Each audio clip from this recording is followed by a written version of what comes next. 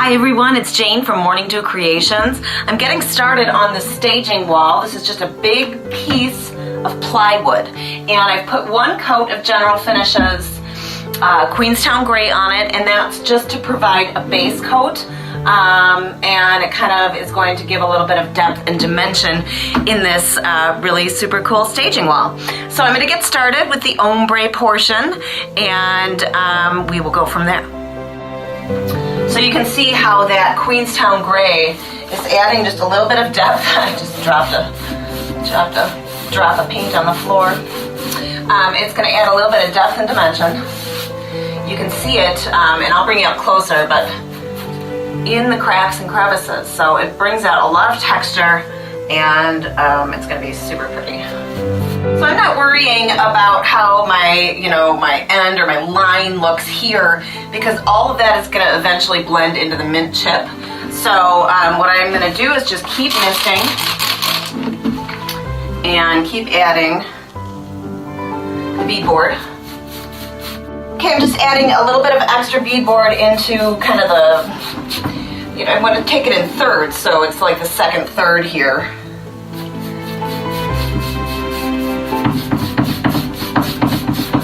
And even though I'm having 4 colors on here, I'm still taking proportions. It just helps work out where the next color begins. You can measure if you want to. You don't have to. I certainly don't measure, but just, you can kind of visually see. And in fact, in this piece of plywood, there's an actual line that goes across the whole thing, so that's very handy. I'm going to go over the top with more of a wash. So I'm going to spray it right into my paint jar here. I just want to thin it out because I don't want the thickness of the paint to fall into these crevices, but I want to even out the white a little bit more, just make it a little bit more bright. So I've made just a thinned out version, but as you can see, the color is still really brilliant. So I want to avoid this looking stripy, and there's just a couple places where I feel like it looks a little too blocked off, so I just want to take a little bit of a touch up here. Always a good idea to step back and take a look at what you're doing. Time to add the mint chip. I have a different brush, but I do have my beadboard brush and beadboard sitting at the ready. Blending takes building, okay? So you want to take your time building your color.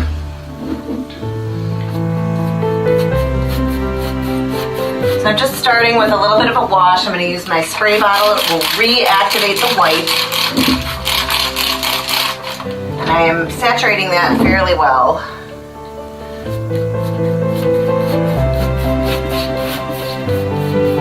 So you want to bring it lightly up into the white so it looks like it's gradually changing. So you start with a really, really light brush up here. You're laying down more of the color as you go down. So it's just a difference in your pressure on your brush. So real light up here.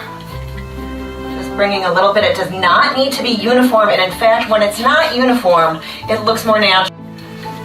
The idea here is that this is a natural progression from light to dark. I want to blend these edges in a little bit, so I'm going to give them a spray. And I'm going to go horizontally while pulling my brush upward, and then conversely taking it down. So I'm just spreading the paint against the grain.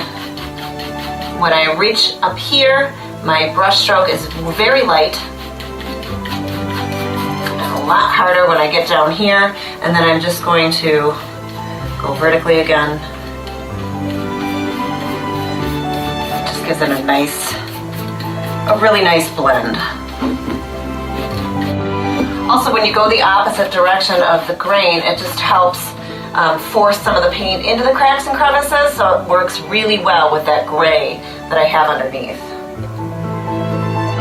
So you can see at varying heights where my ombre starts, and so if you want to make it look like a natural progression, it's probably, you know, if it's weathering, or say if this was a patina, it's gonna do it in an unnatural way, right? So I do wanna make sure it's balanced, but it doesn't need to be completely section to section. Okay, so my brush is pretty dry. You can see there's not a lot of paint on there whatsoever. I just gave this a little bit of a squirt, just one squirt. So this is a dry brushing technique, one of them, where your surface is wet, but your brush is dry. And it works well with this paint. It also works well with watercolors. And I'm reactivating the paint that's on here, and my dry brush is forcing the mint chip into cracks and crevices. It's pulling out some of the texture, and that's what dry brushing does. Is it puts a layer on, but you can still see things underneath.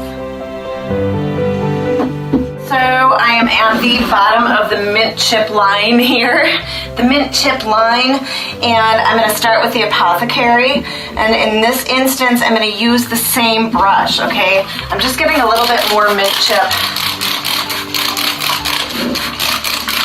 That's going to be my, blending site. So it's very saturated, so the mint chip is laying down, thinner.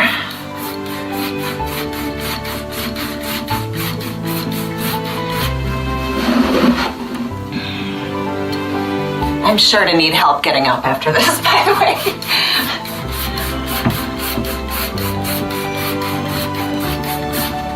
Okay, I'm going to dip right into the Apothecary. So it's got more of a gray tone to it, but it blends so pretty with the mint chip. I'm going to give it another squirt. You know, when you've got these clay-based paints or you've got watercolors, water is your key when you are blending.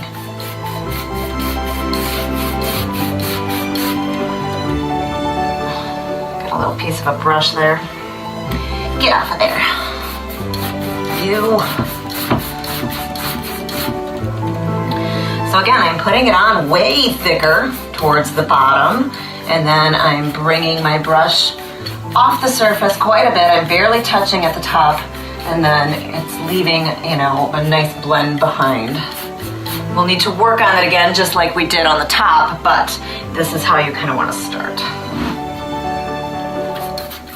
Okay, so I'm going to start blending this area a little bit more. I brought my Apothecary up pretty high, so I'm just going to take and dip right into my mint chip. I'm going to spray my brush, and then I'm going to blend. So I'm going to leave some of the Apothecary, so, again, I'm looking for lights and darks to be built up here. Okay, so I'm dipping into the mint chip. Spraying my brush to get it nice and fluid. Again, I'm going to start a heavier touch, a little more water. Some of this paint, the Apothecary has started to get a little dry. That's why I sprayed my brush in the middle, because I do want, as I come down, I do want to blend the two colors so there's not a huge separation. So I'm adding the Bohemian Blue. I have my Apothecary right here as well. I've squirted it, gotten it wet, and I'm just building the color now. I've got both paints open. So my brush is really dry right now, and I'm just very lightly going to touch the tip into the Apothecary, and I'm gonna go horizontally. I probably should use a little bit of water here.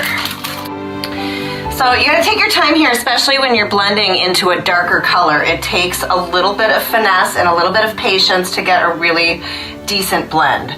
So you just keep building your color, and it might take a while.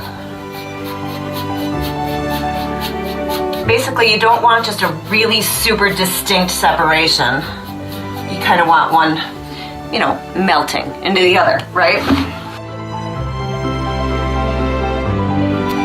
Okay, so I'm going to let this dry, and then I'm going to put one coat of Big Top over the whole thing, and then we'll get started on the stencil and the texture, and that will be in video 2. So stay tuned.